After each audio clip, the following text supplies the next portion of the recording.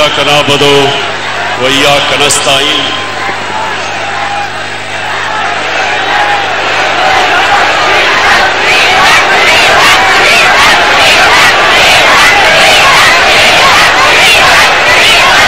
سب سے پہلے میں آج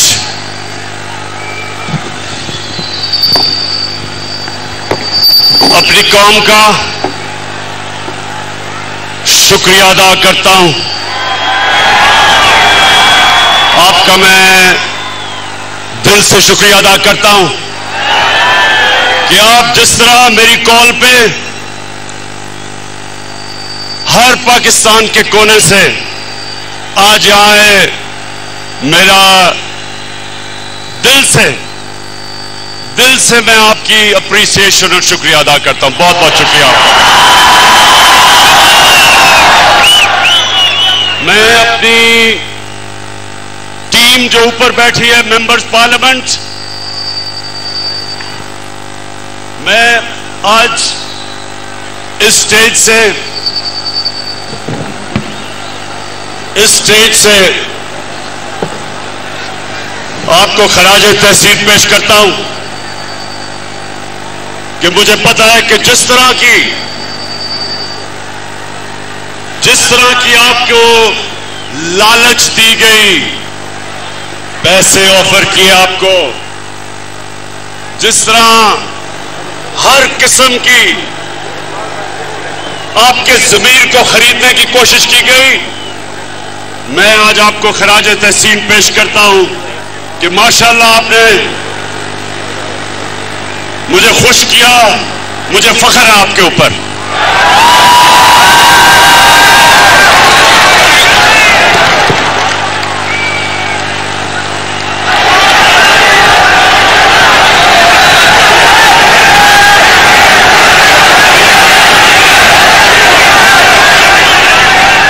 میں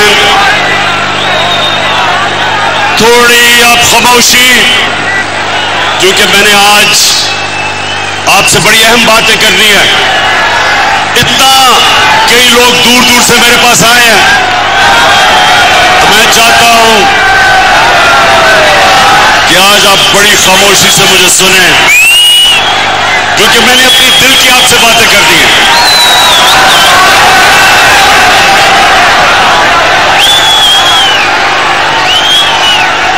میرے پاکستانیوں،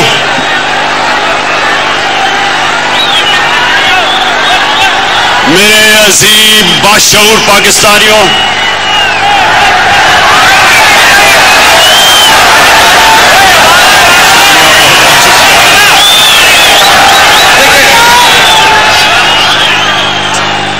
میں نے آج آپ کو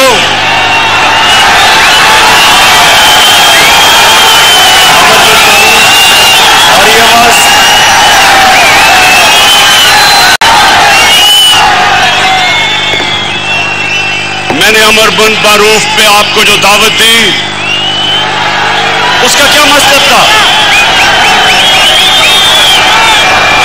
کہ پاکستانیوں یہ یاد رکھیں کہ ہمارا ملک ایک نظریے کے تحت بنا تھا، اور وہ نظریہ جو پاکستان کا تھا وہ ایک اسلامی فلاحی ریاست تھی، جو کہ مدینہ کے اصولوں کے اوپر کھڑا کرنا تھا ہم نے. تو میرے سے لوگ پوچھتے ہیں عمران خان تم دین کی اتنی باتیں کیوں کرتے ہو؟ میرے سے لوگ پوچھتے ہیں کہ آپ دین کو سیاست کے لیے کیوں استعمال کرتے ہیں؟ تو میں آج آپ کو سب کے سامنے پہلے یہ جو میرے دل کی بات ہے وہ یہ کہ آج سے 25 سال پہلے جب میں نے اپنی جماعت بنائی تھی تو میں صرف اس لیے سیاست میں آیا تھا کہ ہم جو نظریہ پاکستان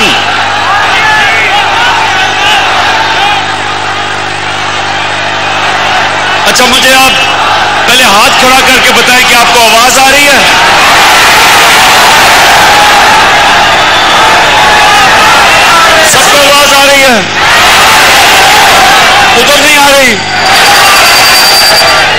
अच्छा एक मिनट, जिनको आवाज नहीं आ रही वो हाथ खड़ा करें।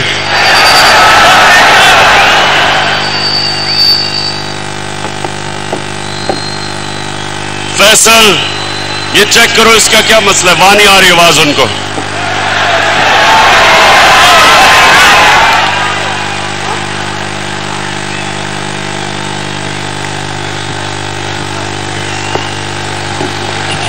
स्पीकर से लोग उतर जाए। आपसे गुजारिश है कि स्पीकर जो लगे हुए हैं उनसे आप उतर जाए ताकि आपको आवाज सही जाए।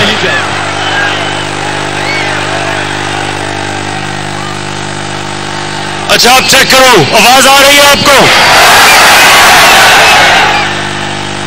नहीं, जिधर आवाज नहीं आ रही उधर हाथ खड़ा करके बताएं। उधर नहीं आ रही। अच्छा मेरी बात सुने, मसला ये हुआ है कि इतना बड़ा जलसा हो गया कि सारे जो हमने इंतजामात किए हुए थे, ना वो लाइटें जल रही और ना आवाज आ रही है, तो थोड़ी देर आपको सब्र करना पड़ेगा। ये ठीक कर रहे हैं सिस्टम की आपको आवाज आए, लेकिन अब थोड़ी खामोशी से सुने मेरी बात। जिनको आवाज आ रही है वो सुने। देखें,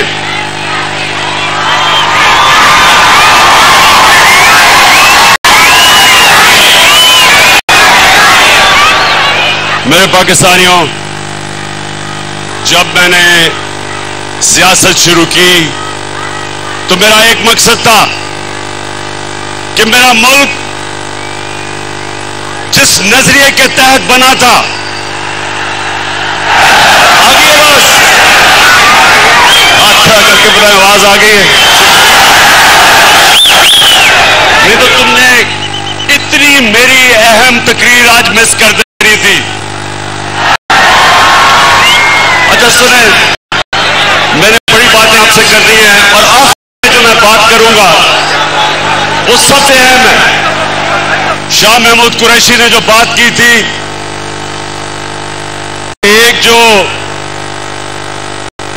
एक बाहर से मुदाखलत हो रही है पाकिस्तान में, उसके ऊपर मैं बाद में बात करूंगा। उससे पहले मेरे पाकिस्तानियों,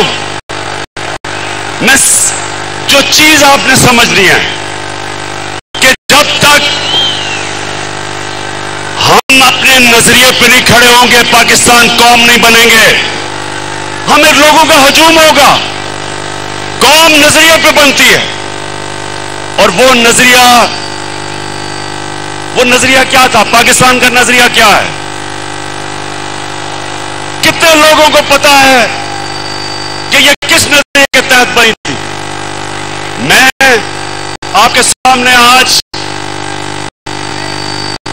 ये वाज़ेह करता हूं कि मुझे भी बड़ी देर तक पाकिस्तान का नजरिया नहीं पता था। मुझे पता कैसे चला? 18 साल की उम्र में बाहर गया, यूनिवर्सिटी बाहर पढ़ी, फिर मैं क्रिकेट खेलता था, आधा साल दुनिया में बाहर फिरता था। तो मैं जो पाकिस्तान के नजरिए पे आया हूं, मेरे पाकिस्तानियों, अपने जाती तजर्बे के ऊपर। और वो क्या था? जैसे जैसे मुझे दीन की समझ आनी शुरू हुई तो मुझे एक चीज मेरे ज़हन पे आई कि जो अल्लाह मुसलमानों को कहता है, जो हमारे नबी सल्लल्लाहु अलैहि वसल्लम ने बनाया था, वो पाकिस्तान में तो नजर नहीं आ रहा, लेकिन वो मगरबी दुनिया में मुझे नजर आ रहा था। मुझे आहिस्ता आहिस्ता पता चला कि मोहम्मद अब्दू जो 100 साल से पहले यूरोप गए तो उन्होंने एक जुमला कहा, नौजवानों, उन्होंने जुमला ये कहा कि यूरोप में मुझे मुसलमान तो नहीं नजर आए, लेकिन बड़ा इस्लाम नजर आया। और वापस जब वो मिस्र गया तो कहता, यहां मुसलमान तो बड़े हैं लेकिन इस्लाम नहीं नजर आ रहा। تو میں نے اپنے تجربے سے جو میں نے مغربی معاشرے کو سمجھا تو مجھے پہلی دفعہ سمجھ آیا کہ فلاحی ریاست کیا ہوتی ہے. پاکستان میں تو کوئی فلاحی ریاست نہیں تھی. میں جب پہلی دفعہ برطانیہ گیا تو پہلی دفعہ میں نے سمجھا کہ فلاحی ریاست کیا ہے. برطانیہ میں ایک عام آدمی کے لیے ہسپتال میں مفت علاج، اس کے بچے کے لیے مفت تعلیم. وہ بے روزگار ہوتا تھا تو حکومت پیسے دیتی تھی، ان امپلائمنٹ بینیفٹس. وہ عدالت میں جاتا تھا تو حکومت اس کو وکیل کر کے دیتی تھی. یہ پہلی دفعہ ہم نے دیکھا. اور یہی میرے نبی صلی اللہ علیہ وسلم نے مدینہ کی ریاست میں دنیا کی تاریخ کی پہلی فلاحی ریاست بنائی تھی، جدھر پہلی دفعہ ریاست نے ذمہ داری لی تھی اپنے بیووں کی، یتیموں کی، غریبوں کی، بوڑھوں کی، معذوروں کی. یہ پہلی دفعہ مسلمانوں کی ریاست میں یہ چیز آئی تھی. تو یہ تو میں نے یورپ میں دیکھی، اسکینڈینیویا میں دیکھا کہ وہ کس طرح اپنے غریب طبقے کو اوپر اٹھاتے ہیں. اور حال میں چائنا میں دیکھا کہ پچھلے 30 سال میں چائنا نے 70 کروڑ لوگوں کو غربت سے نکالا. یہ وہ ہمارے نبی صلی اللہ علیہ وسلم کے جو احکامات ہیں ان پہ چل رہے ہیں. پاکستانیوں یہ یاد رکھیں کہ ہمارے نبی صلی اللہ علیہ وسلم رحمت للعالمین تھے. ہمارا جو خدا ہے وہ رب العالمین ہے، سب انسانوں کے وہ خدا ہیں. اور ہمارے نبی سب انسانوں کے لیے رحمت بن کے آئے. اس کا مطلب کیا کہ جو بھی انسانی معاشرہ ان کے احکامات پہ چلے گا اللہ کی برکت آئے گی. وہاں اس معاشرے پہ اللہ کی نعمتیں آئیں گی. جب قرآن میں اللہ کہتا ہے کہ نبی کے راستے پہ چلو تو ہماری بہتری کے لیے کہتا ہے، کیونکہ جو مدینہ کی ریاست پہ اللہ کی نعمتیں اور برکتیں آئیں، دیکھتے دیکھتے ایک ریاست، ایک لوگ جن کی کوئی حیثیت نہیں تھی، دنیا کی انہوں نے امامت کی، ورلڈ لیڈرز بنے. صدیوں تک مسلمانوں نے دنیا کو لیڈرشپ دی. تو وہ کیا، جب آپ نظریہ پاکستان کی بات کرتے ہیں تو وہ کیا چیزیں ہیں؟ سب سے پہلے کہ ایک ریاست میں رحم ہو، احساس ہو اپنے کمزور طبقے کا، انسانیت ہو. تو اس راستے پہ میرے پاکستانیوں مجھے بڑا فخر ہے کہ ہم نکل چکے ہیں.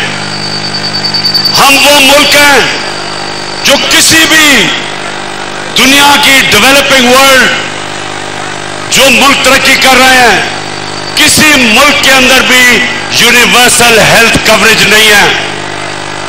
ہر ہم نے خاندان کو ہیلتھ انشورنس دی 10 لاکھ روپے کی.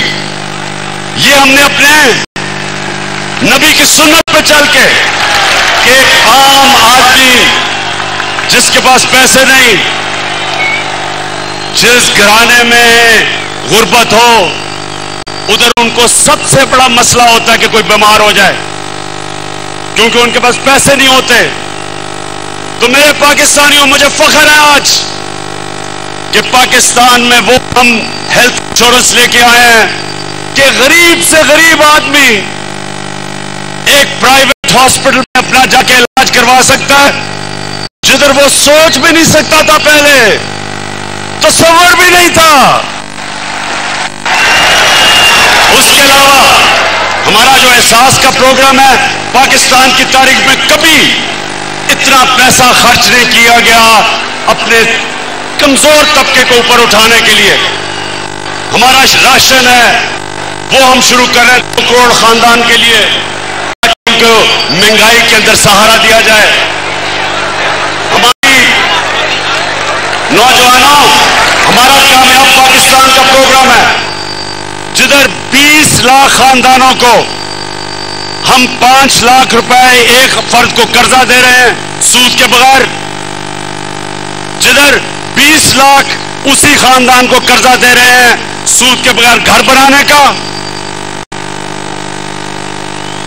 और उसी खानदान को एक फर्द को टेक्निकल एजुकेशन दे रहे हैं ताकि वो अपना रोजगार कमा सके। ये पहली दफा हमारे मुल्क की तारीख में निचले तबके को ऊपर उठाने की कोशिश हो रही है। और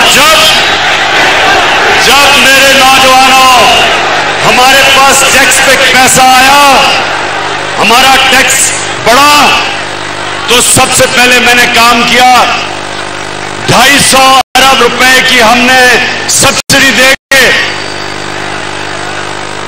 पेट्रोल की कीमत बजाय 10 रुपए बढ़ाने की 10 रुपए कम की।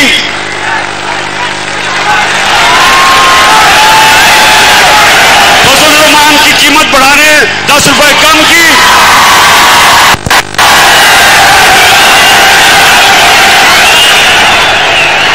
और बिजली की कीमत 5 रुपए यूनिट कम की, 250 रुपए की हमने सब्सिडी दी।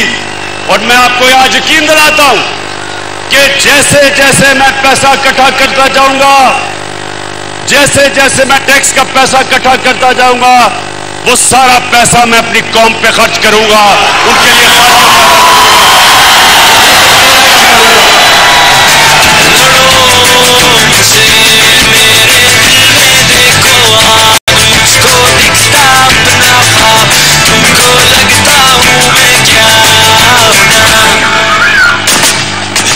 माशाअल्लाह मेरी कौम का जुनून, इस जुनून को इंशाअल्लाह इस जुनून को हमने काबू करके पाकिस्तान को दुनिया की अजीम कौम बनाना है इंशाअल्लाह। सुनते रहे मेरे पाकिस्तानियों, मेरा जो किबला है, मेरा जो नजरिया है, वो मैं 25 साल से उस नजरिए पे खड़ा हूं। और मेरा ये ईमान है कि हमारा मुल्क सिर्फ तब तरक्की करेगा अगर वो मेरे नबी सल्लल्लाहु अलैहि वसल्लम के रास्ते पे चले, उनकी सुन्नत पे चले। और उनकी सुन्नत थी मदीना की रियासत। तो सबसे पहले इंसानियत का निजाम, जिसमें हमारे में रहम हो, हम बजाय अमीर को अमीर करते जाएं, हम अमीर से टैक्स इकट्ठा करके अपने गरीब लोगों को ऊपर उठाएं। और इंशाअल्लाह मेरा यह वादा है कि जब हम 5 साल मुकम्मल करेंगे, सारा पाकिस्तान देखेगा कि कभी इस मुल्क की तारीख में किसी गवर्नमेंट ने इतनी तेजी से पाकिस्तान की गुर्बत कम नहीं की। दूसरा, मेरे नबी सल्लल्लाहु अलैहि वसल्लम ने जो मदीना की रियासत में उनका दूसरा हुक्म था, वो इंसाफ, कानून की हुक्मरानी। उन्होंने कहा, मेरी कौम ये सुन लो, ये आज बड़ा जरूरी आपके लिए समझना है कि मैं इनको क्यों नहीं एनआरओ देता, क्योंकि मेरे नबी का फरमान था कि तुम्हारे से पहले बड़ी कौमें तबाह हुई, जिधर छोटा चोर चोरी करता था तो उसको जेल में डाल देते थे, और जब बड़ा डाकू चोरी करता था उसको एनआरओ दे देते थे। ये मेरे पाकिस्तानियों, ये सिर्फ पाकिस्तान की बदकिस्मती नहीं, ये सारी दुनिया में डेवलपिंग वर्ल्ड, गरीब मुल्कों की सबकी ये बदकिस्मती है। कोई भी गरीब मुल्क इसलिए गरीब नहीं कि उसमें वसाइल की कमी है, वो गरीब इसलिए होता है कि उसके ताकतवर डाकुओं को उनका कानून का निजाम नहीं पकड़ सकता।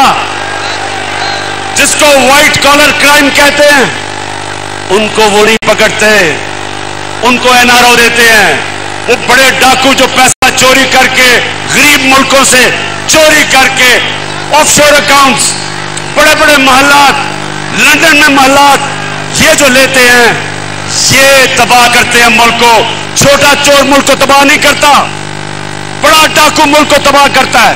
جس طرح کے یہ 3 اسٹوڈنٹس، یہ 3 چوہے یہ جو اکٹھے ہوئے ہیں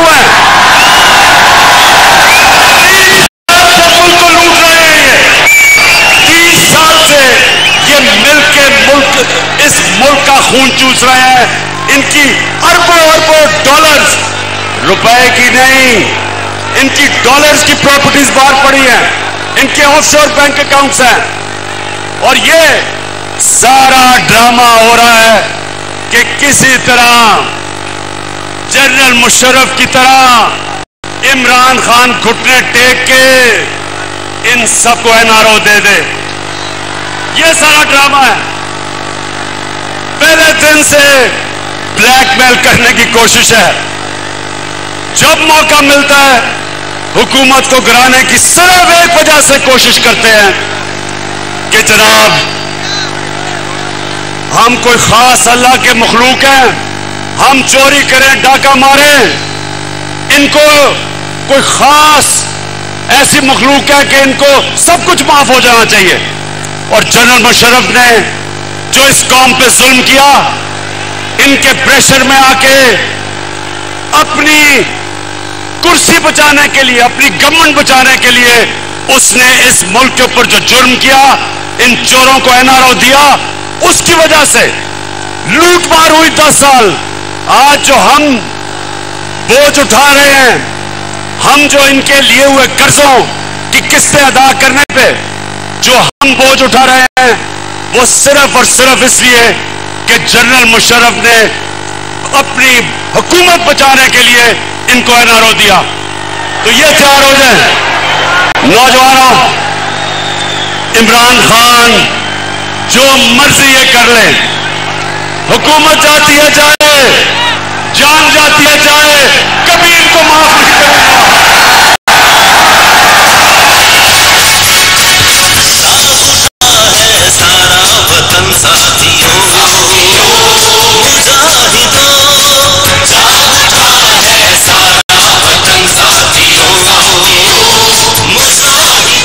جی اب جو ہمارے نبی صلی اللہ علیہ وسلم نے مدینہ کی ریاست میں قانون کی بالادستی قائم کی تھی، سنو میرے نوجوانوں، حضرت علی رضی اللہ تعالی ان کا مقام کدھر؟ ان کا مقام ہمارے دلوں میں، ہمارے دین میں، ہماری تاریخ میں. وہ خلیفہ وقت ہوتے ہیں. اور ایک یہودی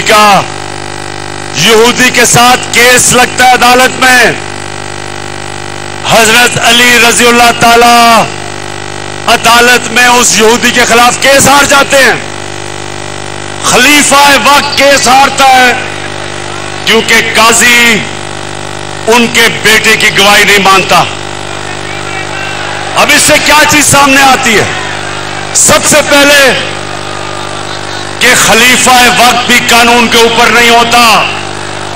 مسلمانوں کا جو انصاف کا نظام تھا، ہمارے نبی صلی اللہ علیہ وسلم نے کہا میری بیٹی بھی جرم کرے گی تو اس کو سزا ملے گی. اور ایک اقلیت، مائنورٹی، اس کو بھی برابر کا شہری، وہ برابر کا شہری تھا اور اس کو برابر کا انصاف، کوئی فرق نہیں کیا گیا انسانوں کے اندر. یہ تھا مسلمانوں کا انصاف. آج آپ سوچیں دنیا کے امیر ترین ملک، ڈیولپ ملکوں میں، آج آپ سوچیں کہ کیا آج کے دن کیا کوئی باہر سے، وہاں کی کوئی اقلیت ہو، ہماری باہر سے لوگ ہوں، کیا ان کو ان کے وزیر اعظم کے سامنے انصاف مل سکتا ہے؟ نہیں مل سکتا. آج سوچیں کہ کسی طرح مائنورٹیز کو دنیا میں چلے جائیں، جو مسلمانوں کے دور میں مدینہ کی ریاست میں جو مائنورٹیز کو پروٹیکشن تھی, جو ان کے حقوق تھے, آج آپ کو ڈیولپڈ ورلڈ میں نہیں ملتے. تو اس کا مطلب کیا ہے کہ رحمت للعالمین سب انسانوں کے لیے رحمت بن کے آئے تھے, انسانیت کو اکٹھا کرنے آئے تھے, تقسیم نہیں کرنے آئے تھے, نفرتیں نہیں پیدا کرنے آئے تھے. اور اس لیے میں پاکستان کو وہ ملک سمجھتا ہوں کہ ہم نے بھی ادھر پہنچنا ہے. ہماری اقلیتیں برابر کے شہری ہیں, قانون کے سامنے وہ برابر ہیں. ہم وہ ملک بننا چاہتے ہیں جو انسانوں کو اکٹھا کرے گا. ہم وہ فورن پالیسی لانا چاہتے ہیں جو کسی کے ساتھ جنگ میں شریک نہیں ہوگا, لیکن امن میں ہم سب کو اکٹھا کرنے کے لیے تیار ہیں. ہم وہ, میرے پاکستانیوں, ہم وہ پاکستان بنانا چاہتے ہیں جدھر ایک کمزور سے کمزور آدمی کو پوری طرح ہمارا انصاف کا نظام انصاف دے. اور پھر خواتین, ہماری یہاں خواتین بیٹھی ہیں, آپ کو پتا ہونا چاہیے کیا ہوتا ہے کہ جی مسلمانوں کے معاشرے میں عورتوں کو حقوق نہیں ملتے. مغرب کے اندر عورتوں کو وراثت کے اندر حصہ 100 سال پہلے ملنا شروع ہوا, اس سے پہلے نہیں ملتا تھا. اسلام کے اندر قرآن اور ہماری نبی صلی اللہ علیہ وسلم کی سنت 1500 سال پہلے تقریباً انہوں نے ہمیں, ہماری عورتوں کو حقوق دیے تھے وراثت میں. اور مجھے افسوس سے کہنا پڑتا ہے کہ تقریباً 70% عورتوں کو پاکستان میں وراثت میں حقوق نہیں ملتے. اس لیے ہم قانون لے کے آئے ہیں, ہم نے اب قانون لے کے آئے ہیں کہ عورتوں کو ریاست ان کی وراثت کے اندر, ان کی انہیریٹنس کے اندر زبردستی ان کو پورا ان کا حق دلوائے گی. غلام, جب نبی صلی اللہ علیہ وسلم نے مدینہ کی ریاست سنبھالی تو غلاموں کے کوئی حقوق نہیں تھے. انہوں نے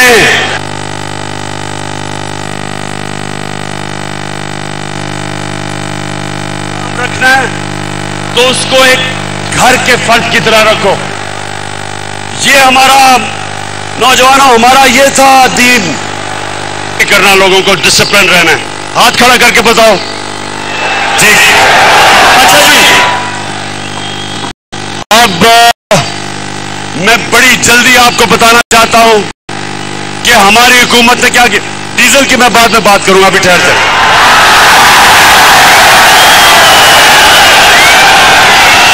ڈیزل کی قیمتیں, شکر کریں 10 روپے کم کیے ڈیزل کی قیمت.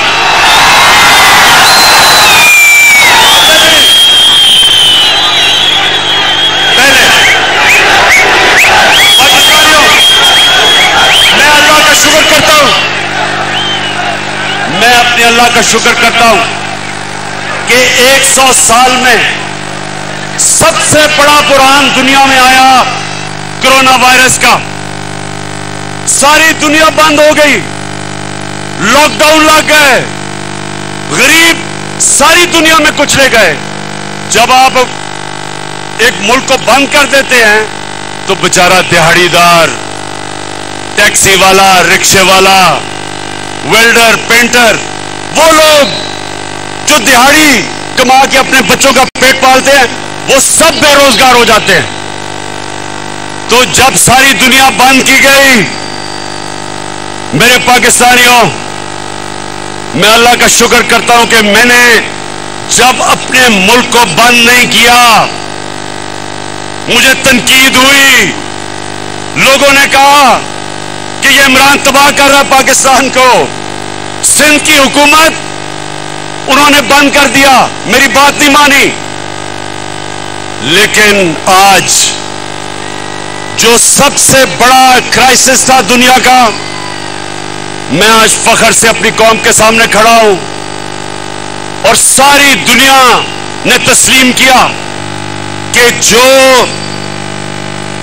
جو پاکستان نے قدم اٹھائے، ساری دنیا تسلیم کرتی ہے کہ اپنی قوم کو بھی بچایا، کرونا سے بچایا، اپنی معیشت کو بچایا، اپنے غریبوں کو بچایا۔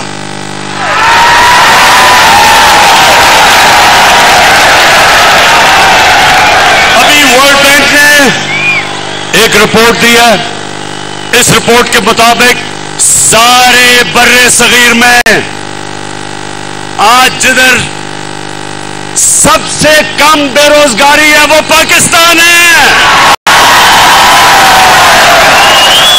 کیونکہ جو اس وقت ہم نے قدم اٹھائے، اور یہ جو تھری اسٹوجز والی اپوزیشن ہے جس میں چیری بلاسم بھی ایک ہے، ڈیزل دوسرا ہے، تیسری بیماری ہے، اور چوتھا پگوڑا ہے، ان ساروں نے میری تنقید کی، اور میں اپنے اللہ کا شکر کرتا ہوں کہ اس نے میرے ملک کو نکالا سے۔ میں اس دوران جب ساری دنیا کی معیشت تباہ ہو رہی تھی، پاکستان وہ ملک ہے جس نے 5.6% کے اوپر ہماری معیشت نے ترقی کی، جو سارے دنگ رہ گئے، اپوزیشن دنگ رہ گئی۔ اللہ کا شکر ادا کرتا ہوں۔ تو ہم نے کیا کیا اس دوران جب دنیا مشکل میں تھی؟ پاکستان کی ایکسپورٹس ریکارڈ، ہماری ملک کی تاریخ میں سب سے زیادہ ایکسپورٹس پاکستان نے کی۔ ہم نے پاکستان کی تاریخ میں سب سے زیادہ ٹیکس اکٹھا کیا۔ ہم نے اپنے بیرون ملک پاکستانیوں کو ان کو انسینٹیوز دیے، اور سب سے زیادہ پاکستان کی تاریخ میں انہوں نے ڈالرز پاکستان میں بھیجے، ریمیٹنسز پاکستان میں بھیجی۔ ہماری کنسٹرکشن انڈسٹری، آج ذرا پوچھیں کنسٹرکشن انڈسٹری کے لوگوں میں کہ جو ہم نے ان کے لیے آسانیاں پیدا کی، آج ہماری کنسٹرکشن انڈسٹری میں 1500 ارب روپے کا مزید ویلتھ کریشن ہوئی۔ کنسٹرکشن انڈسٹری کے ساتھ 30 انڈسٹری چلی، اس لیے ہمارے ملک میں بے روزگاری نہیں ہوئی جو ساری دنیا میں کورونا کی وجہ سے ہوئی۔ ہمارا جو زراعت تھی، نوجوانوں یہ سنتے رہو، کیونکہ 60% پاکستان زراعت کے اوپر رہتا ہے، دیہات میں رہتا ہے۔ آج اب اپنے کسانوں سے پوچھو کہ اس ملک کی تاریخ میں سب سے زیادہ پیسہ زراعت میں گیا۔ 5 فصلیں پاکستان کی تاریخ میں سب سے ریکارڈ فصلیں ہوئی۔ گندم ریکارڈ، گندم کی فصل ریکارڈ، چاول کی فصل ریکارڈ، مکئی کی فصل ریکارڈ، چاول کی فصل ریکارڈ، اور ابھی آلو کی فصل آئی ہے، وہ بھی ریکارڈ توڑ گئی ہے ماشاءاللہ۔ یہ کیوں ہوا؟ کیونکہ ہم نے کسانوں کی مدد کی۔ ہمیں جو پہلے شوگر مل مافیا کسانوں کو پیسے نہیں دیتا تھا، پوری طرح کٹوتی کرتا تھا، ان کو دیر تک، سال تک پیسے نہیں دیتا تھا، ہم نے کسانوں کے ساتھ کھڑے ہوئے، ہم نے اپنے کسانوں کو کھڑا کیا، ہم نے ان کو پروٹیکٹ کیا، ہم نے حقوق دلوائے، کسان کو پیسہ دلوایا، اس نے اپنی زمین پہ پیسہ لگایا، زمین میں جب پیسہ لگا تو پیداوار بڑھی، پاکستان کا فائدہ ہوا۔ تو مجھے بڑا فخر ہے اپنے کسانوں پہ۔ اور پھر نوجوانوں، انڈسٹری، آج پاکستان کی انڈسٹری تیزی سے بڑھ رہی ہے۔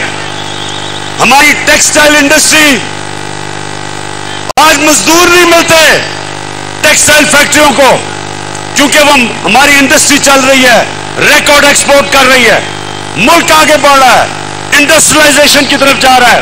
نیا پیکج دیا ہم نے اسمال اور میڈیم انڈسٹری کو. آپ کو چیمبر آف کامرس والے لوگ بتائیں گے کہ پہلی دفعہ ایک حکومت اپنی انڈسٹری کو پوری طرح اپنی انڈسٹریز کے ساتھ کھڑی ہے، تاکہ جب انڈسٹری بڑھے گی روزگار بڑھے گا، ملک میں پیسہ بڑھے گا، ٹیکس بڑھے گا، اور جب ٹیکس بڑھے گا تو میں اپنی قوم کے اوپر خرچ کروں گا، آسانیاں پیدا کروں گا اپنی قوم کی. پھر نوجوانوں یہ تیار ہو جاؤ، پہلی دفعہ پاکستان میں تنخواہ دار لوگوں کے لیے جن کے پاس کبھی بھی پیسہ نہیں تھا اپنا گھر خریدنے کے لیے، ہم نے پہلی دفعہ پاکستان کے بینکوں کے ساتھ مل کے 30 ارب روپیہ ان کو سبسڈی دی.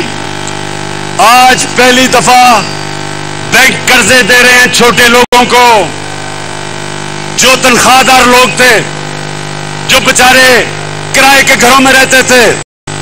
ہم نے بینکوں کو پیسہ دیا، بینک قرضے دے رہے ہیں. جو آدمی یا جو ایک خاندان کرائے کے گھر میں رہتا تھا، اب اسی کرائے پہ وہ بینک کو قسطیں دے گا اور وہ گھر اس کا اپنا ہو جائے گا، اپنی چھت ہوگی. روٹی کپڑا مکان کا کس کا نعرہ تھا، اور میرے اللہ کا شکر ہے کہ وہ کام کس سے لے رہا ہے. پھر تیار ہو جاؤ. یہ کہتے ہیں نا کہ اس گورنمنٹ نے کیا کچھ نہیں. میں چیلنج کرتا ہوں، 30 سال سے یہ حکومت کر رہے ہیں، مجھے چیلنج ہو، میں ان کو کرتا ہوں کہ آپ بتائیں کہ آپ نے ملک کے پانی، جو بہت بڑا مسئلہ بنتا جا رہا ہے ملک کا، شہروں کے اندر پانی نہیں ہے، لاہور کے اندر پانی نیچے چلا گیا، کراچی میں ٹینکر مافیا ہے، آج پنڈی میں پانی کم ہے. کیا کیا انہوں نے؟ میں بتاتا ہوں ہم نے کیا کیا. پہلی دفعہ 50 سال کے بعد پاکستان میں بھی ڈیمز بن رہی ہیں. 50 سال کے بعد میرے پاکستانیوں ہم نے ڈیمز بنائی ہیں. اور انشاءاللہ پشاور کے لوگوں کو تو ابھی میں خوشخبری دیتا ہوں کہ 2025 میں ممان ڈیم بنے گی، اور ممان ڈیم سے سارے پشاور کو پانی بھی ملے گا. بڑا علاقہ زراعت کے لیے، کسانوں کے لیے زراعت میں فصلیں اگانے کے لیے آ جائے گا، اور بجلی بھی بنے گی، اور سب سے سستی بجلی بنے گی. اس کے بعد بڑی ڈیم داسو ڈیم بنے گی 2027 میں. اور نوجوانوں خوشخبری یہ ہے کہ 2028 میں جو پاکستان میں دنیا کے اندر بڑی ڈیم سمجھی جاتی ہے وہ بادشاہ ڈیم بنے گی 2028 میں. ٹائم پہ چل رہی ہے. اس سے کیا ہوگا؟ اس سے میرے پاکستانیوں ہمارے پاس دگنا پانی ہو جائے گا ریزروز میں. ہمارا پانی جو ہماری ڈیموں میں دگنا ہوگا، اس کا مطلب کاشت کے لیے ہمارے پاس پانی دگنا ہو جائے گا. اس کا مطلب شہروں میں ہم پانی دے سکیں گے. یہ جو پانی کے مسئلے آ رہے ہیں آگے، اس سے انشاءاللہ پاکستان کی دولت میں اضافہ ہوگا.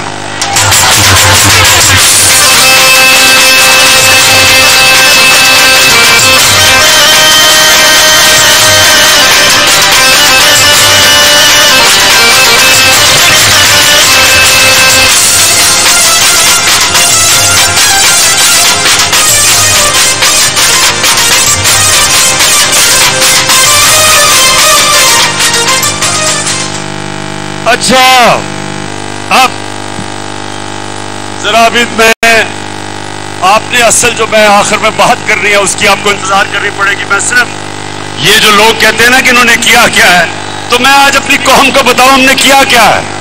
میں اپنے میڈیا کے لوگوں کو کہنا چاہتا ہوں کہ جب آپ شام کو اپنے ٹی وی شوز کرتے ہیں. میں اینکرز کو کہتا ہوں خدا کے واسطے کوئی معیشت کے ماہروں کو بلا لیں اور ان کو بیٹھ کے کم از کم موازنہ کریں کہ پہلے ملک سے کیا ہوتا تھا اور ہم نے 3.5 سال میں ملک کے لیے کیا کیا ہے.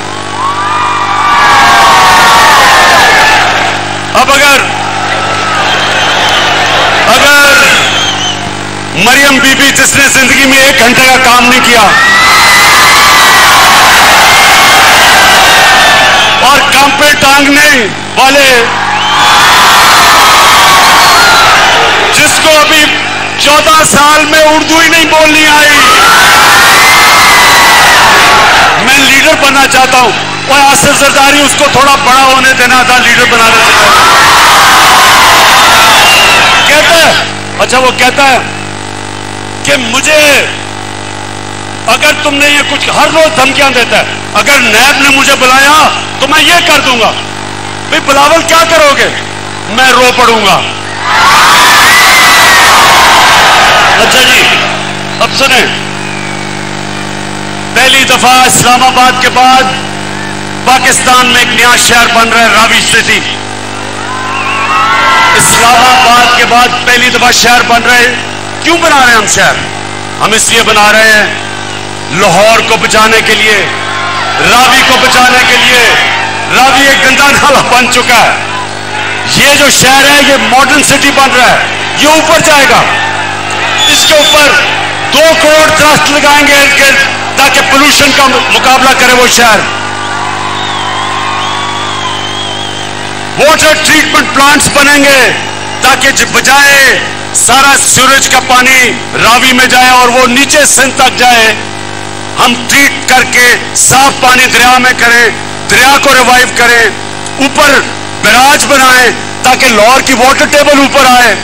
اور پھر سے میں نے کہا جب 2 کروڑ درخت لگیں گے تو آب و ہوا صاف ہوگی, پولوشن کم ہوگی.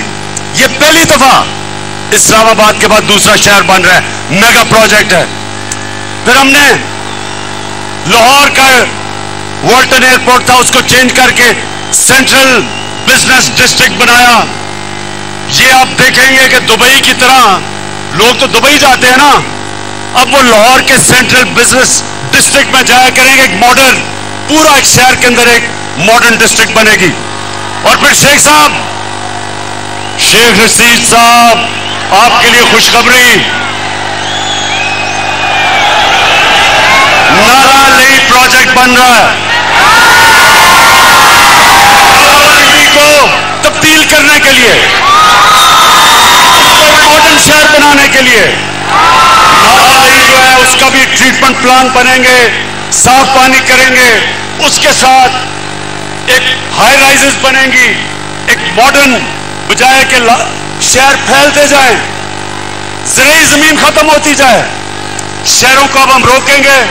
ماسٹر پلان بنا رہے ہیں سارے پشاور کے, سارے بڑے شہروں کے, ان کو اوپر لے کے جائیں گے, زراعت کی زمین بچائیں گے اور ان کے ساری سیوریج سسٹم, پانی کا مسئلہ, بجلی, یہ ساری ہم انشاءاللہ شہروں کو ماسٹر پلان بنا کے لے کے آ رہے ہیں.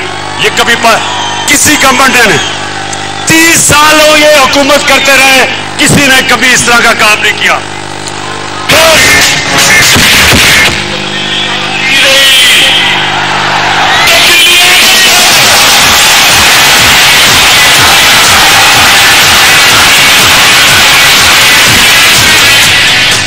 ماشاءاللہ ماشاءاللہ, جنون آپ کا میں مان گیا ہوں.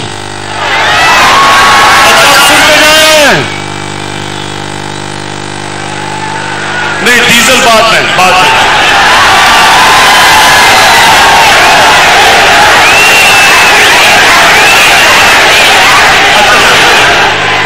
سنیں,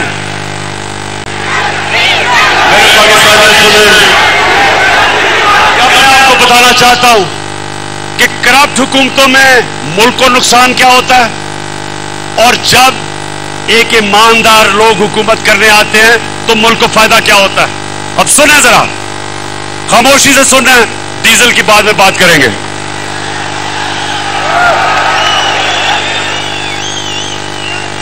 میرے پاکستانیوں، آج سے 11 سال پہلے، یہ غور سے سننی ہے آپ نے بات، آج سے 11 سال پہلے بلوچستان کے اندر کوئلے اور تانبے کی کانیں تھیں ریکو ڈک میں. ادھر پاکستان کو جو باہر سے یہ مائننگ کمپنی آئی ہوئی تھی، اس نے عدالت میں لے گی پاکستان کو. اور ہمیں چند سال پہلے ذرا غور سے سنیے، 2000 ارب روپے کا جرمانہ ہوا انٹرنیشنل عدالت میں. پاکستان کو 2000 ارب روپے کا جرمانہ ہوا. آپ یہ سوچیں کہ سارے پختونخوا کا جو ڈیولپمنٹ فنڈ ہے وہ 200 ارب روپیہ ہے، تو 2000 ارب روپیہ پاکستان کو جو جرمانہ ہوا، یہ میری حکومت ہے. ان دونوں کی حکومتیں آئی اور گئی، کچھ نہیں کر سکے. اگر وہ جرمانہ ہو جاتا، انہوں نے جو ہماری باہر اثاثے تھے سب ضبط کر لینے تھے. مجھے بڑے فخر سے، اور میں آج اپنی ٹیم کو خراج تحسین پیش کرتا ہوں، میری زبردست ٹیم نے جا کے 3 سال مسلسل ہم نے نیگوشیشن کی. اور میں آج فخر سے اپنی قوم کے سامنے کھڑا ہو کے کہتا ہوں کہ ہم نے تو 2000 ارب کا ہرجانہ، وہ جو جرمانہ بھی ختم کیا، اور اسی مائننگ کمپنی کو پاکستان واپس لے کے آئے، اور وہ 9 ارب ڈالر کی انویسٹمنٹ کر رہی ہے پاکستان میں. پاکستان کی تاریخ کی، میرے پاکستانیوں، سب سے بڑی بیرون ملک کی انویسٹمنٹ 9 ارب ڈالر کی ہو رہی ہے پاکستان میں. سب سے پہلے تو میں بلوچستان کے لوگوں، آج میں آپ کے لیے اتنا خوش ہوں کیونکہ اس کا زیادہ پیسہ آپ کے پاس جائے گا. بلوچستان پیچھے رہ گیا ہے. میری پوری کوشش ہے کہ بلوچستان کے لوگوں کو ہم اٹھائیں. تو یہ جو ہم نے معاہدہ کیا ہے، سب سے زیادہ پیسہ بلوچستان کے لوگوں کو ہوگا. ہمارا مسئلہ جو ہمارے روپے پہ پریشر رہتا ہے، اس کی وجہ سے فورن ایکسچینج آئے گا پاکستان میں، اور انشاءاللہ ہمارا روپیہ بھی آگے مضبوط ہوگا. ہمیں جو IMF کے پاس جانا پڑتا ہے ہمیشہ، ڈالر کم ہو جاتے ہیں. انشاءاللہ یہ جب کانیں کام کرنی شروع کریں گی سونے کی اور تانبے کی، اور یہ آپ کو حیرت ہوگی پاکستانیوں، آپ کو اندازہ نہیں ہے کتنا امیر ملک ہے. اندازہ نہیں ہے. پاکستان میں دنیا میں سب سے زیادہ سونے اور کانے کی جو کان ہوگی، جو مائنز ہوں گی، میں جو ریزروز ہوں گے گولڈ اور کاپر کے، وہ پاکستان میں ہوں گے. ماشاءاللہ آپ کا مستقبل روشن ہے میرے پاکستانیوں. اب دوسرا سنیں، یہ تو ہو گئی ریکو ڈک. ایک اور ہوا تھا، آپ کو یاد ہوگا، ایک رینٹل پاورز پیپلز پارٹی کے دور میں بہت بڑی کرپشن ہوئی تھی رینٹل پاور کی. پھر پاکستان کے اوپر جرمانہ ہو گیا انٹرنیشنل کورٹ میں. 200 ارب روپے کا ہمارے ملک کو جرمانہ ہوا. 200 ارب روپے کا. ترکی کی کمپنی تھی، پاکستان کو اس کو 200 ارب روپے دینے تھے. پاکستانیوں، میں نے صدر اردوغان سے بات کی اور اس نے بیٹھ کے ہم نے وہ 200 ارب روپے کا جرمانہ ختم کیا.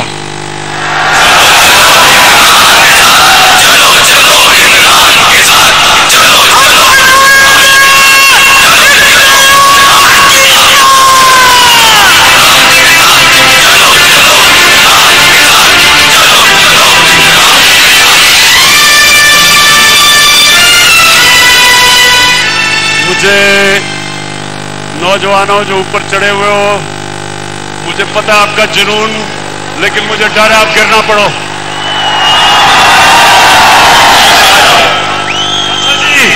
سنتے جائیں میرے پاکستانیوں، سنتے جائیں. انہوں نے پچھلی حکومتوں نے سنیں میں یہ آپ کو بتا رہا ہوں کہ جب ایک کرپشن سے پاک جب گورنمنٹ آتی ہے تو قوم کو کتنا فائدہ ہوتا ہے. میں نے آپ کو 2 چیزوں کی بتا دی. ہم نے آ کے نیگوشیٹ کیا، ملک کو پیسہ بچایا. اب تیسری سنیں. انہوں نے گیس کے کانٹریکٹ سائن کیے نون لیگ والوں نے، اور پھر دونوں نے آئی پی پیز یعنی جو بجلی بناتی ہیں کمپنیز، ان کے ساتھ کانٹریکٹ سائن کیے. ہماری حکومت نے ٹورزم کو ڈیولپ کرنے کا، میں آپ کو ثابت کرتا ہوں کہ اگر یہ، مجھے افسوس ہے کہ کرونا کی وجہ سے ہم آگے نہیں بڑھ سکے کیونکہ ساری دنیا میں ٹورزم ختم ہو گئی، لیکن انشاءاللہ جیسی کرونا ختم ہوئی میں اب آپ کو اس ملک میں ٹورزم اٹھا کے دکھاؤں گا، ملک میں پیسہ لا کے دکھاؤں گا، اور سب سے زیادہ اپنے نوجوانوں کے لیے روزگار پیدا کروں گا.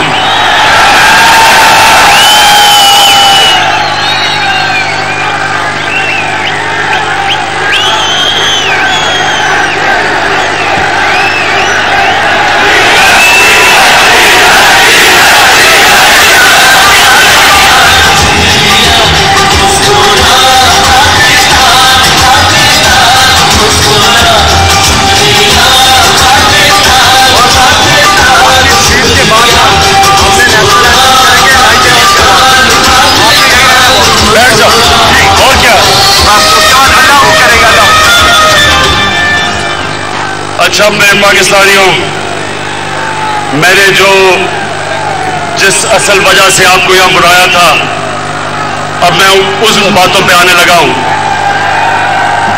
لیکن نوجوان آپ سامنے کھڑے ہیں، یہ آپ نے بڑی خاموشی سے سننا ہے. یہ میں سیریس بات کرنے لگا ہوں. میں اپنے ملک کے مستقبل کی بات کرنے لگا ہوں. میں جو یہ سازش ہوئی ہے اور یہ جو ہو رہی ہے اس کے اوپر بات کرنے لگا ہوں. تو میں چاہتا ہوں کہ بڑا سیریسلی آپ میری بات سنیں گے.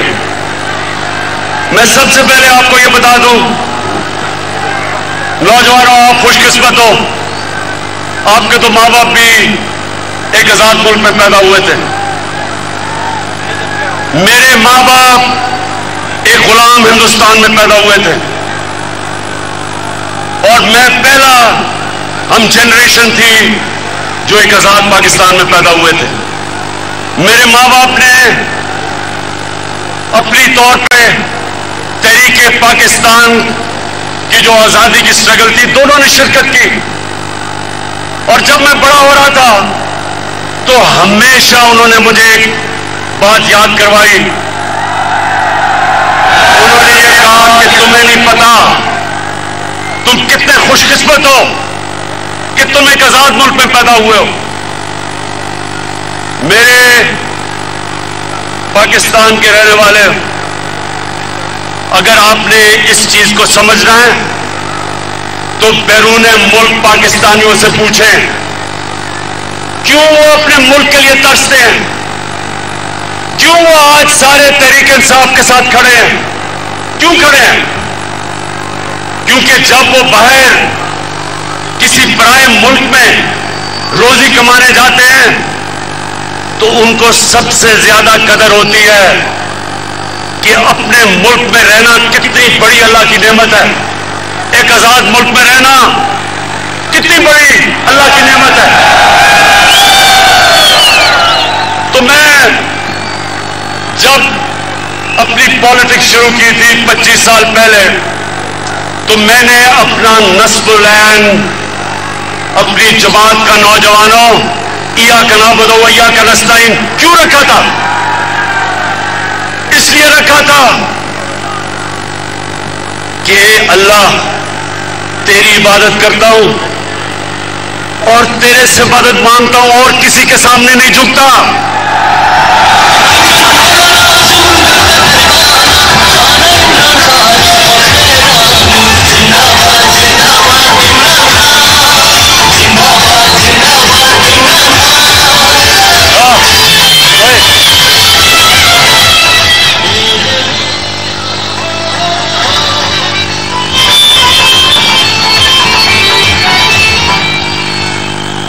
لا الہ الا اللہ. پاکستان جب بن رہا تھا تو نعرہ تھا کہ پاکستان کا مطلب کیا. یہ کیوں نعرہ تھا؟ یہ نعرہ ایک غیرت مند قوم کا تھا کہ اللہ تیرے سوا کوئی خدا نہیں. لا الہ الا اللہ انسان کو غیرت دیتا ہے. میرے پاکستانیوں یہ یاد رکھنا کہ ساری دنیا اس انسان کی عزت کرتی ہے جو اپنی عزت کرتا ہے. بے غیرت آدمی کی کوئی عزت نہیں کرتا. اربوں روپے کما لو, اربوں پتی ہو جاؤ, جب تک اربوں روپے, اربوں پتی, لیکن جو انسان کے سامنے جھکتا ہے کوئی انسان اس کی عزت نہیں کرتا. تو میرے پاکستانیوں, کیونکہ میں آج آپ کے دل کی باتیں کر رہا ہوں, مجھے پالیٹکس میں آنے کی کئی وجوہات تھی. ایک کہ مجھے پتا تھا, میں نے ساری دنیا میں دیکھا کہ جو اللہ نے ہمیں حکم دیا تھا قرآن میں کہ نبی کی سنت پہ چلو, تو نبی کی سنت پہ تو وہ غیر چل رہے ہیں, مغربی لوگ چل رہے ہیں, وہ آگے نکل گئے ہیں. اور مسلمانوں کا حال دیکھو. اقبال نے شکوہ اور جواب شکوہ کیا لکھا تھا کہ ہم ایک وقت عروج پہ تھے, شکوہ کیا کہ اللہ ہم زمین پہ کیسے آ گئے. پھر جواب شکوہ میں بتایا کہ جب آپ عروج پہ تھے تو آپ محمد صلی اللہ علیہ وسلم کی سنت پہ چلتے تھے. اب آپ وہ احکامات سے بہت دور چلے گئے ہیں, اب پیسے کی پوجا کرتے ہیں, آپ سپر پاورز کے سامنے سجدے کرتے ہیں, آپ فورن ایڈ لے کے اور اپنے ملک میں بمباری کرواتے ہیں, ڈرون اٹیکس کرواتے ہیں.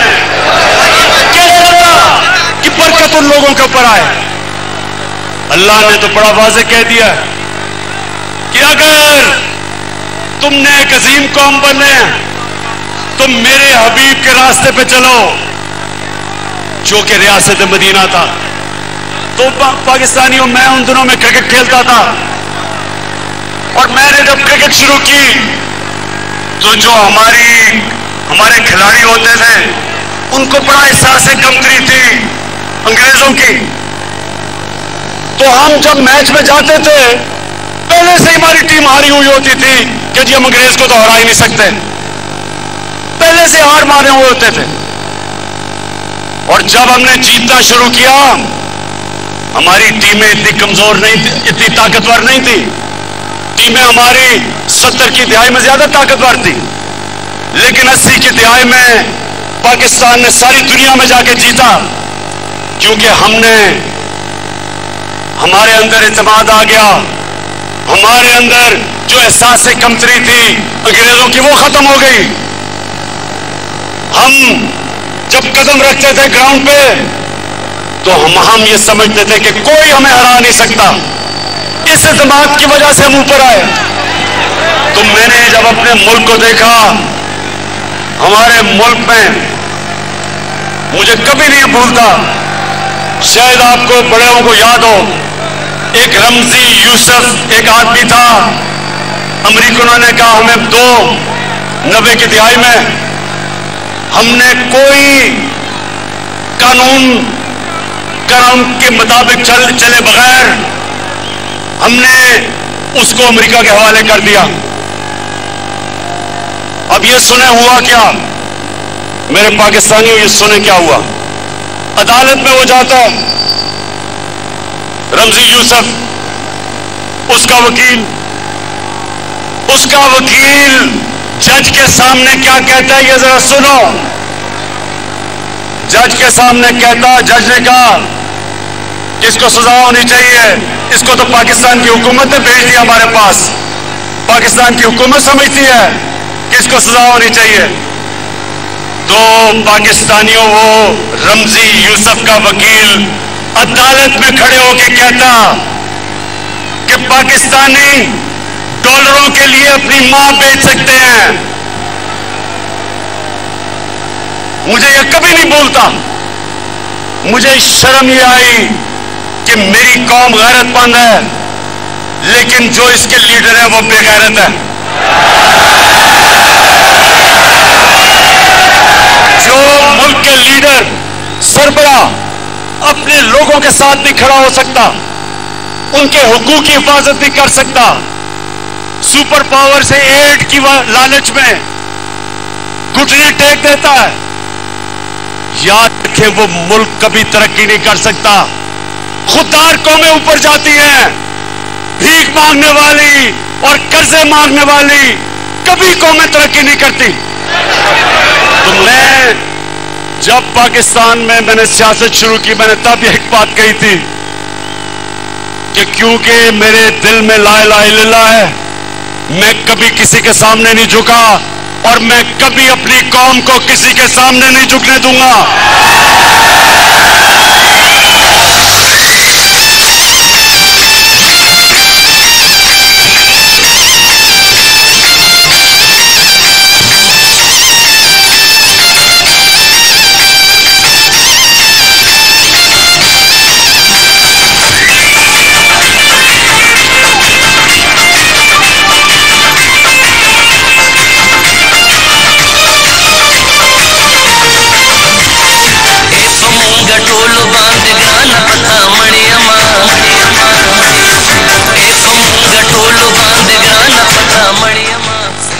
ماشاءاللہ ماشاءاللہ, میری قوم کا بڑا اسٹیمنا ہے.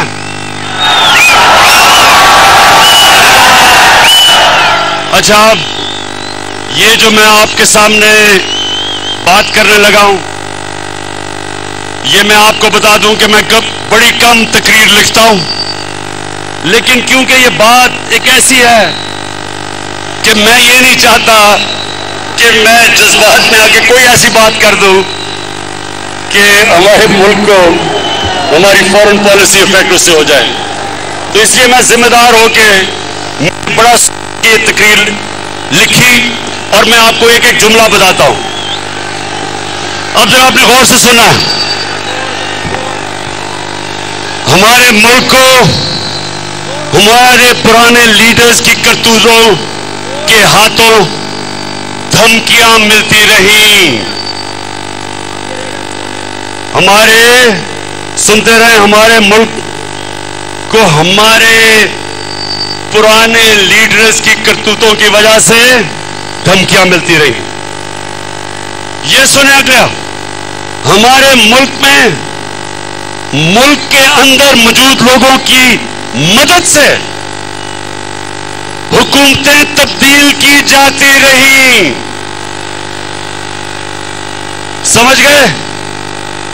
اپنے لوگوں کی مدد سے حکومتوں کو تبدیل کیا. بھٹو, ذوالفقار علی بھٹو, اس نے جب ملک کو آزاد فورن پالیسی دینے کی کوشش کی, ذوالفقار علی بھٹو, میرے اس سے بہت اختلافات ہوں گے لیکن مجھے اس کی خودداری ہمیشہ پسند تھی. اس نے ملک کو جب آزاد فورن پالیسی دینے کی کوشش کی تو فضل الرحمان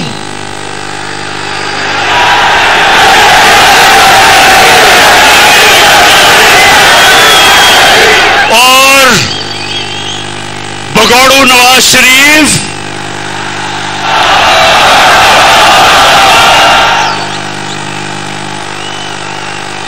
ان کی سنتے رہیں, سنیں. ابھی میں اور بھی آتا ہوں کہ ان دونوں کی اس وقت کی پارٹیوں نے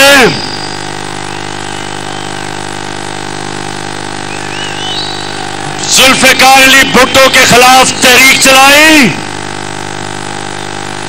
اور آج جیسے حالات بنا دیے گئے ملک میں,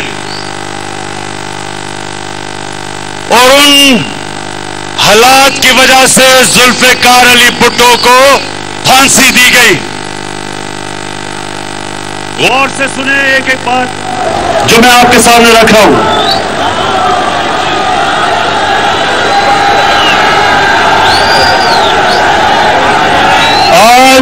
आज क्या हुआ?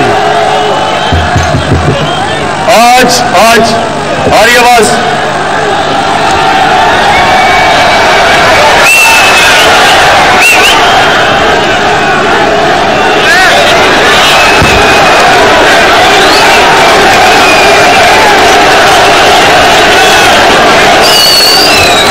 स्पीकर से लोगों को उतार देखिए, ये सबसे अहम चीज मैं कह रहा हूं तो स्पीकर से उतरें क्योंकि लोगों ने सुनना।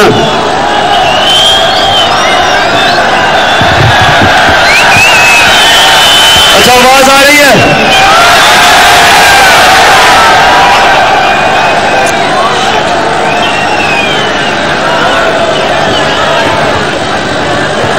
जल्दी इसको ठीक करें।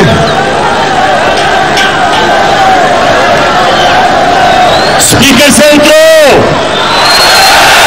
आवाज नहीं आ रही।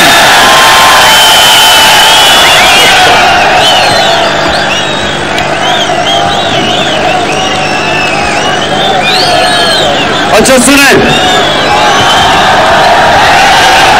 मुझे लगता है आपको बाद में बताना पड़ेगा कि मैंने क्या कहा। अच्छा जी, आज अच्छा स्पीकर से दूर है ना, ये बड़ी अहम तकरीब मैंने कर दी है। आज उसी भुट्टो के दबाव, आसिफ जरदारी सबसे बड़ी बीमारी,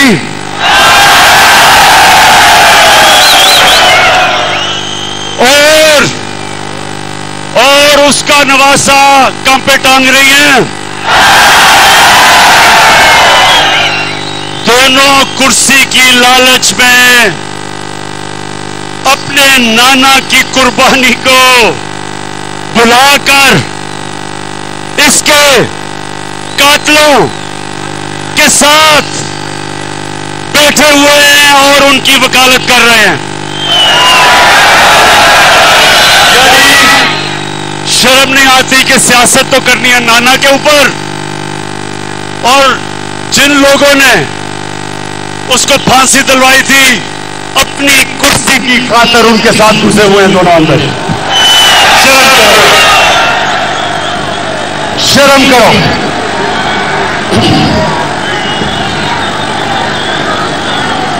अच्छा, आज फिर मुल्क को उन्हीं हालात के सामने रख दिया गया है।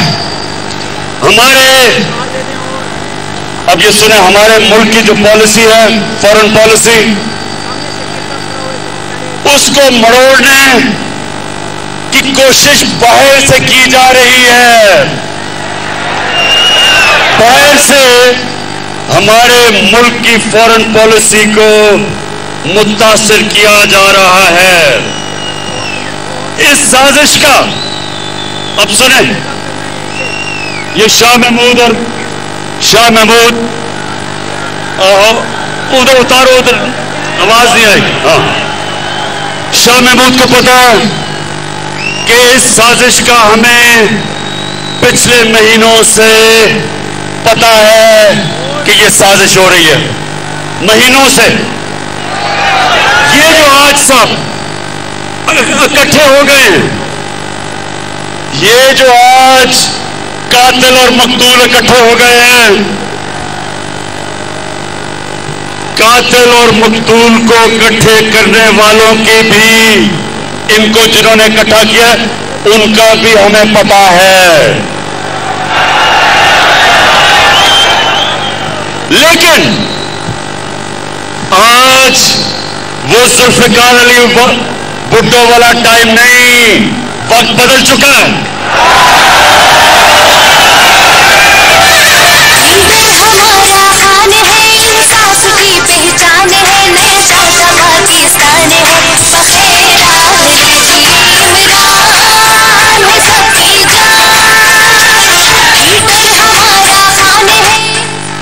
سنے وقت کیسے بدل گیا ہے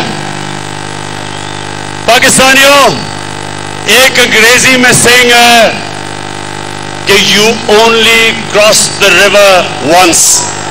مطلب کہ جب آپ دریا پار کر رہے ہوتے ہو تو وہ دریا نہیں رہتا, وہ پانی نکل جاتا ہے, وقت نکل جاتا ہے.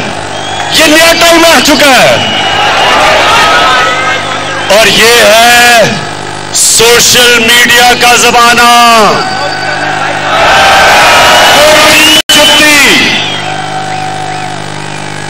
تو پاکستانی قوم بیدار ہے. ہم کسی کی غلامی قبول نہیں کریں گے.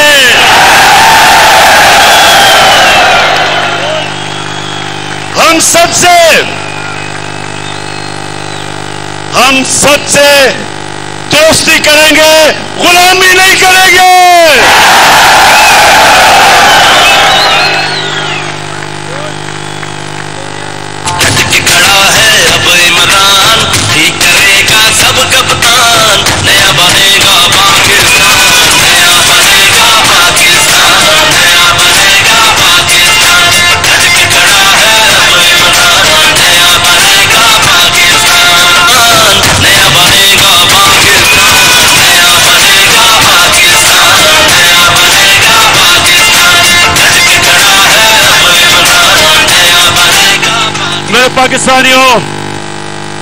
میرے پاکستانیوں ایک چیز یاد رکھنا, آپ ایک عظیم قوم ہیں. اگر ہم اس عظمت پہ نہیں پہنچ سکے, بہت بڑی وجہ اس کی یہ چور حکمران جنہوں نے 30 سال سے اس ملک کو لوٹا ہے. 90 کی دہائی کی میں بات کر رہا ہوں. میں 70 کی دہائی میں اور 80 کی دہائی میں ہندوستان جب کرکٹ کھیلتا تھا اور کرکٹ کھیل کے جب پاکستان آتا تھا تو لگتا تھا ایک غریب ملک سے ایک خوشحال اور امیر ملک میں آ گیا ہوں. 90 کی دہائی میں جب یہ 2 کرپٹ خاندان اس ملک کے اوپر حاوی ہوئے ہیں, ہر چیز میں ہم پیچھے رہ گئے. سارے برے صغیر میں ہندوستان آگے نکل گیا. 90 تک ہم ہندوستان سے آگے تھے, ہیومن ڈیولپمنٹ میں آگے تھے. یہاں خوشحالی زیادہ تھی, غربت کم تھی. بنگلہ دیش سے ہم اتنا آگے تھے کہ کوئی تصور بھی نہیں کر سکتا تھا کہ بنگلہ دیش بھی ایک دن ہمارے سے آگے نکل جائے گا. ان 2 چوروں نے جب سے ملک کا خون چوس کے ملک کا پیسہ باہر لے جانا شروع کیا, ہم پیچھے رہ گئے. اور میں 25 سال سے ان کا مقابلہ کر رہا ہوں.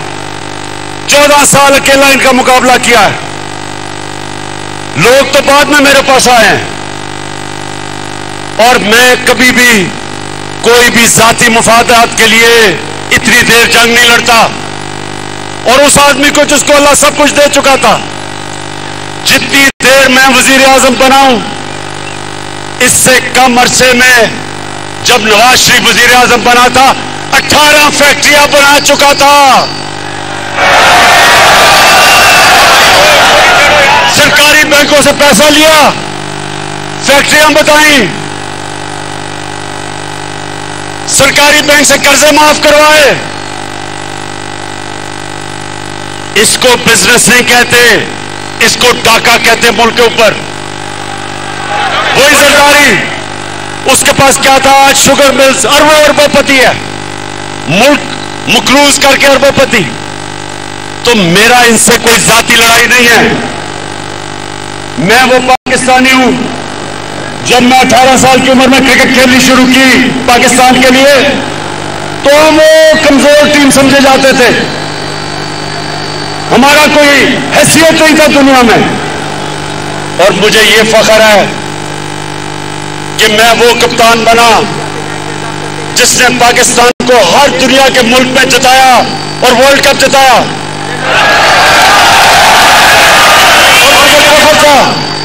کہ ہم نے اپنی ملک کو اوپر لا کے دیکھا. جو ہمارے پاکستانی تھے ان کو فخر ہوتا تھا ٹیم کے اوپر. ہندوستان کے ساتھ پاکستانیوں یہ سنو ذرا، نوجوانوں یہ سنو، 24 میچ میں ون ڈے کرکٹ میں کیپٹن تھا ہندوستان کے ساتھ، 24 میچ 19 جیتا تھا، اور بہت کیپٹن ہوں جو ہندوستان میں جا کے ان کے امپائروں کے باوجود وہاں سے جیت کے آیا۔ کہنے کی یہ بات ہے کہ مجھے فخر ہوتا تھا کہ میں ملک کا سر اوپر کرتا ہوں، میں اپنے ملک کو لیڈ کرتا تھا۔ جب ہماری ٹیم جیتتی تھی سارے ملک میں لوگوں کو فخر ہوتا تھا، تو مجھے اس لیے تکلیف تھی کہ اس طرح کے لوگ ملک کے اوپر آئے، ملک کو لوٹا، اور جو جنرل مشرف نے سب سے زیادہ ظلم کیا اس قوم پہ، مارشل لاء سے زیادہ ظلم کیا کہ ان 2 ڈاکوؤں کو NRO دے دیا، ان کی ساری چوری معاف کر دی، اپنے اقتدار کے لیے گھٹنے ٹیک دیے ان کے سامنے، اور انہوں نے آ کے 10 سال میں دونوں ہاتھوں سے ملک کو لوٹا، 10 سال یہ لوٹتے رہے، اور جب میری حکومت آئی پہلے دن سے انہوں نے میرے پر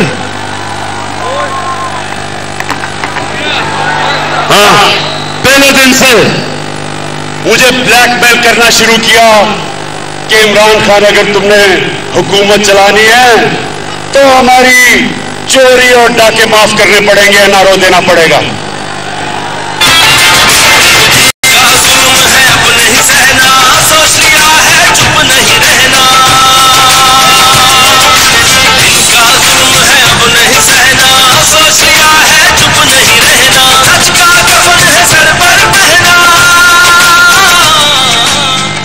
اچھا سنو، اب ساری قوم، میری ساری قوم دیکھے گی جب ووٹنگ ہوگی،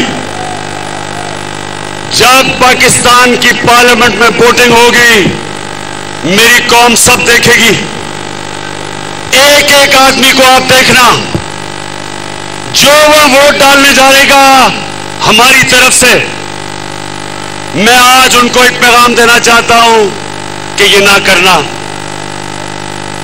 یہ آپ نہ کرنا، اس قوم نے کبھی آپ کو معاف نہیں کرنا، آپ جتنا مرضی کہیں۔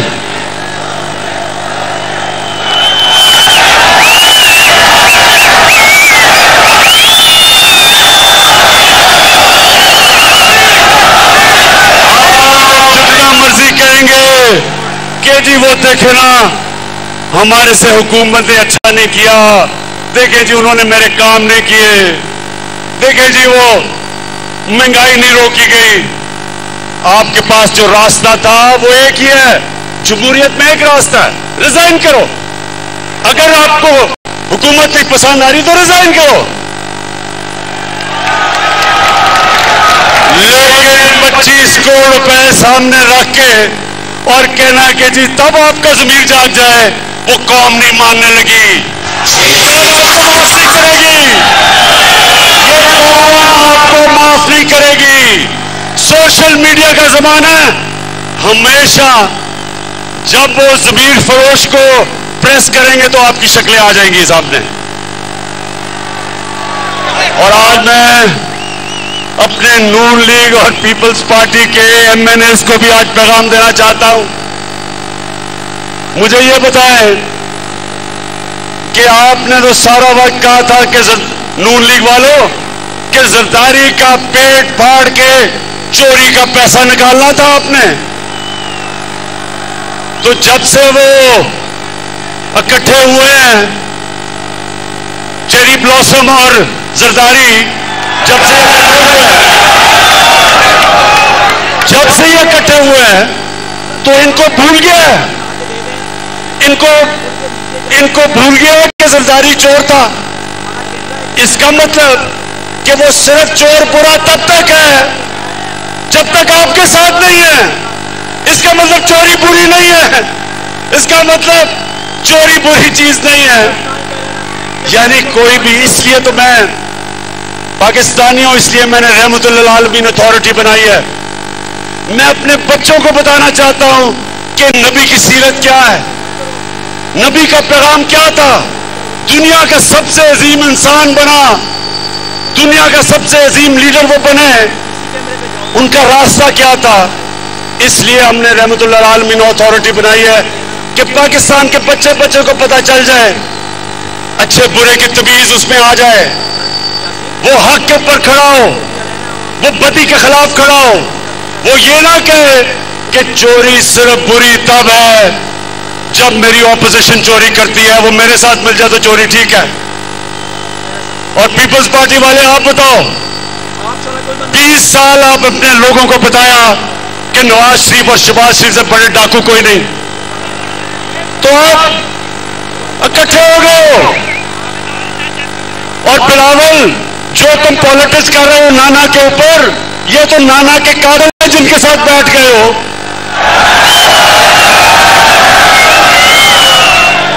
تو انشاءاللہ مجھے امید ہے کہ ہمارے لوگ واپس نہیں آئیں گے, صرف نون لیگ کے اور پیپلز پارٹی کے ایم این اے جن کو پتہ ہے کہ یہ کتنی بڑی سازش ہو رہی ہے ملک کے خلاف, ان کے بھی ضمیر جاگ جائیں گے.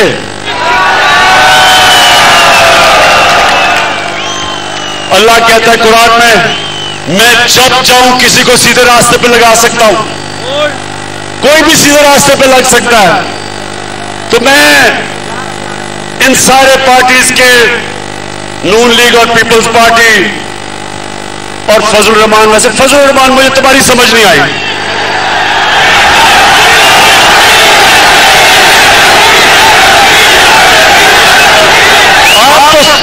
آپ کی تو پالیٹکس ہی دین کے اوپر ہے, آپ کی پالیٹکس دین کے اوپر ہے. اور کون اللہ کس کو, اللہ وہ کس کو سعادت بخشتا ہے کہ یونائٹڈ نیشن میں جا کے اپنے نبی صلی اللہ علیہ وسلم کے ساتھ کھڑا ہو اور اس کی شان میں جو گستاخی ہوتی ہے, کس کو اللہ وہ اتنا بڑا انعام بخشتا ہے کہ وہ جا کے یونائٹڈ نیشنز میں اسلامو فوبیا کے خلاف ریزولوشن پاس کرواتا ہے اور 15 مارچ کو اسلامو فوبیا کا دن بنایا جاتا ہے. فضل الرحمان آپ کو تو اللہ نے نہیں یہ عزت بخشی, اور اس کی وجہ ہے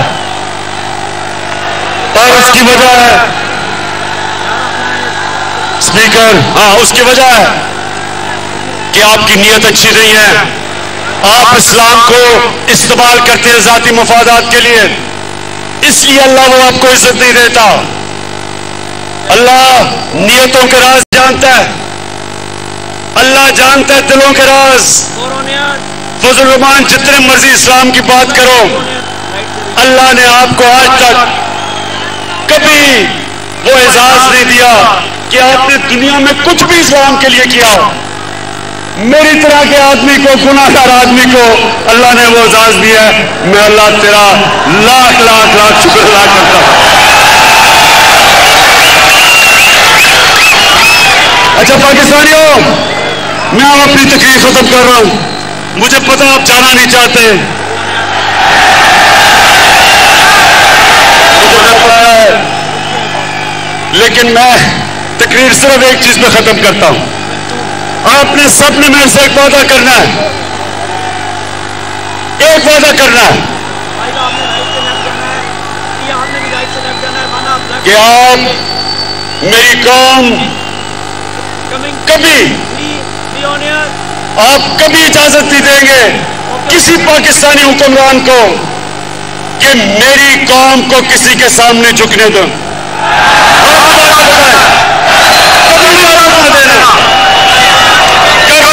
اجازت نہیں دینی کسی حکمران کو وہ کیا جو انہوں نے ہمارے پاکستان میں امریکہ کی جنگ لڑ کے کیا, اس میں شرکت کر کے 80,000 پاکستانیوں کی قربانی دلوائی, ہمارے قبائلی علاقے کو برباد کروا دیا. قبائلی علاقے کے لوگوں کے جو مشکلات کا سامنا کرنا پڑا, زکوٰۃ لینے والے دینے والے زکوٰۃ لینے والے بند گئے, 35 لاکھ لوگوں کو نقل مکانی کروائی. کبھی میری قوم किसी हुक्मरान को आपने इजाजत नहीं देनी कि हमारे मुल्क के मफादात के खिलाफ, हमारे लोगों के हकूक के खिलाफ कोई भी हुक्मरान जाए। पाकिस्तान जिंदाबाद, पाकिस्तान पाइंदाबाद।